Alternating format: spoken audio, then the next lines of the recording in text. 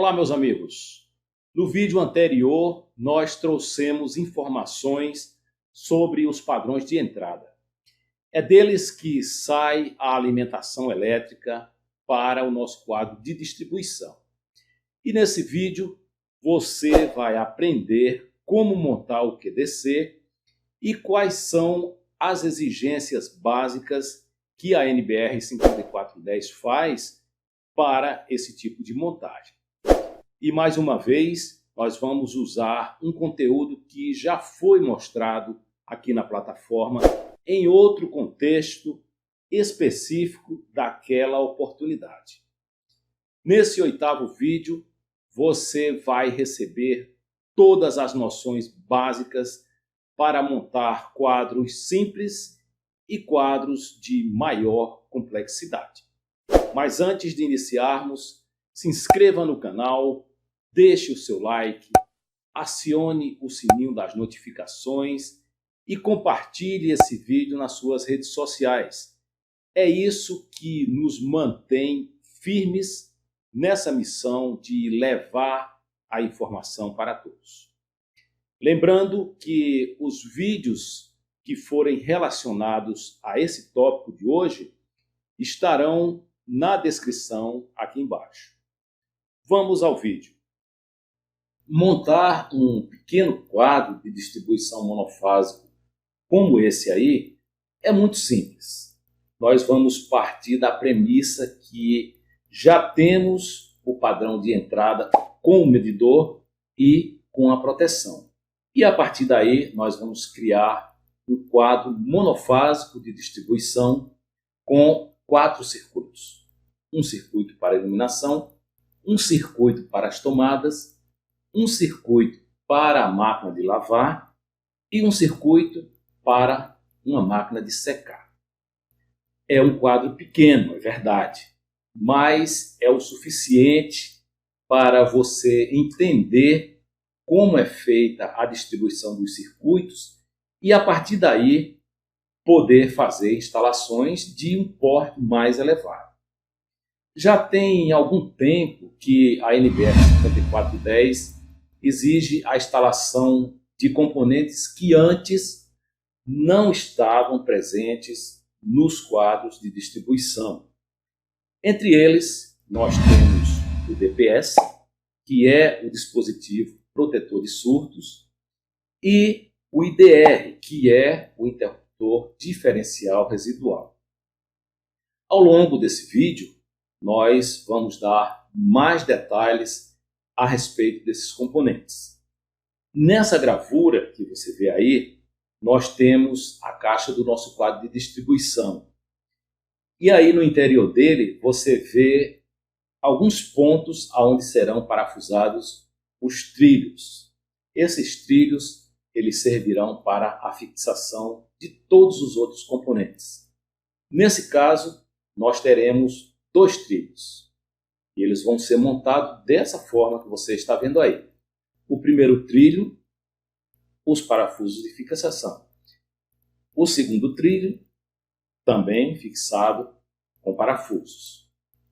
Agora vamos posicionar a barra de terra, essa que você vê aí. E também vamos fixá-la com parafusos. Pronto. Essa barra ela será ligada ao aterramento externo. A barra de aterramento, ela normalmente é identificada com a cor verde e a partir dela nós iremos levar o aterramento para todos os nossos circuitos.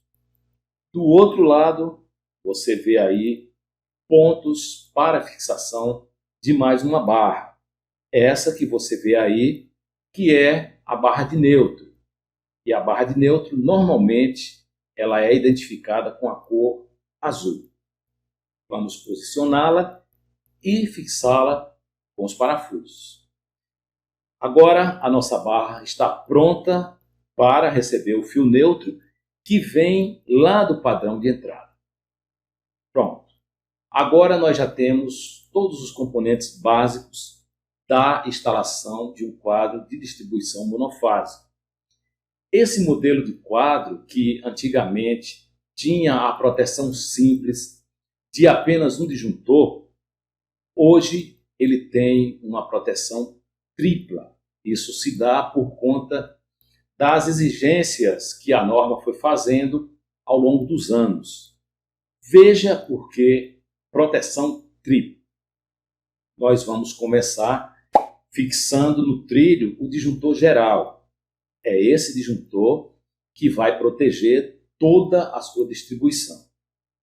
Na sequência, nós vamos posicionar e fixar no trilho o DPS, o dispositivo protetor de surtos, que vai proteger a sua instalação contra aquelas descargas ocasionais de altos níveis de corrente na rede.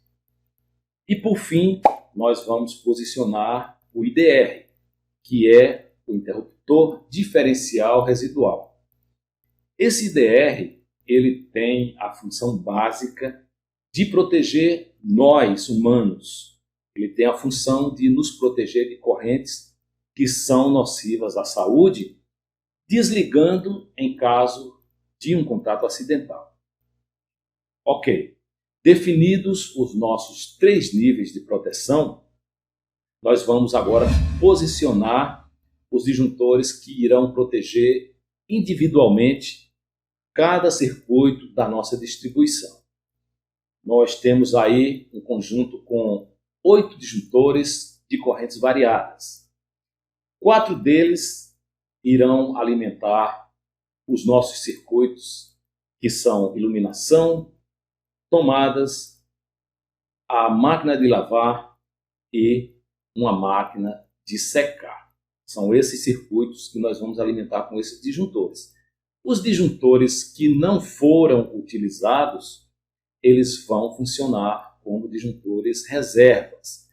Até porque a norma ela apresenta uma tabela que sugere a quantidade de reservas que os quadros devem ter exatamente para o caso de instalações futuras que eventualmente necessitem de alimentação. Vale lembrar que a norma determina a quantidade mínima, que no nosso caso aí seria 2 disjuntores. Mas nada me impede que eu deixe 3 ou mais disjuntores de reserva. Os eletricistas sabem que ainda hoje é muito comum nós encontrarmos quadros com disjuntores que são alimentados com fios. Mas isso está se tornando coisa do passado. Hoje nós já temos os barramentos de pente iguais ou similares a esse que você vê aí. E esses barramentos, eles fazem os jumps entre os disjuntores com muito mais segurança e com muito mais perfeição. Esse barramento vai ser alimentado por uma fase, no caso do monofásico, e vai interligar as entradas de todos os disjuntores de distribuição. Muito bem. Como o nosso quadro é monofásico, ele vai receber uma fase e um neutro que vem lá do padrão de entrada da concessionária, aonde está o medidor de energia. Então, nós vamos acompanhar bem devagar, porque agora você vai ver a fase chegar ao quadro e ser ligada ao disjuntor geral. Do disjuntor geral, ela vai ser interligada ao DPS. Observe que o DPS tem as entradas da fase e do neutro, e elas estão indicadas com as letras L e N. Do DPS, a fase vai ser interligada ao IDR, que também tem entradas para fase e para neutro. A função do IDR é identificar pequenas correntes de fuga, que são limitadas a 0,03 amperes, e ele vai seccionar a fase e o neutro sempre que acontecer uma fuga de corrente dessa natureza. Lembrando que o IDR não tem a função de proteção contra curtos-circuitos que o DDR possui. O IDR é apenas um interruptor. E o DDR, além da função diferencial residual, ele funciona também como disjuntor. No nosso caso aí, nós usamos o IDR, mas nós poderíamos ter usado o DDR sem nenhum problema. Então, para nós finalizarmos essa parte da proteção, nós vamos interligar o IDR ao barramento tipo pente. Pronto. Agora, todos os disjuntores da nossa distribuição estão recebendo o fio fase através do barramento pente. Então, feita a distribuição do fio fase, nós vamos agora à distribuição do fio neutro, que também vem lá do padrão de entrada. O neutro vai chegar na entrada do DPS, onde está escrito neutro, e também será interligado à entrada do neutro no IDR. O IDR, que já tem a fase conectada e alimentando o barramento principal, vai agora ser conectado diretamente à barra de neutro. Dessa barra de neutro sairão todos os fios neutros para cada um dos circuitos que nós iremos alimentar. Nesse ponto, vale uma observação. Veja que o DPS tem apenas uma saída para o aterramento. Você pode imaginar que está saindo apenas o aterramento do neutro. Mas nesse tipo de DPS, que é um DPS monobloco, o aterramento é interligado internamente no equipamento e é comum à fase e ao neutro, diferente do DPS individual, que deve obrigatoriamente ter aterramento distinto, aterramento separado.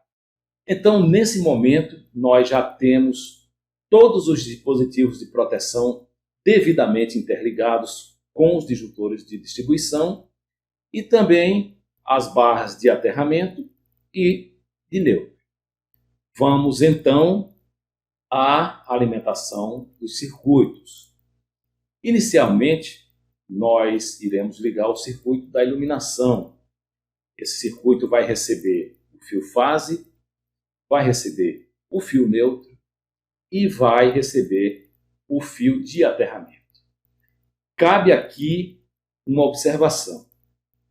A norma diz que todos os circuitos devem ter o seu fio de aterramento.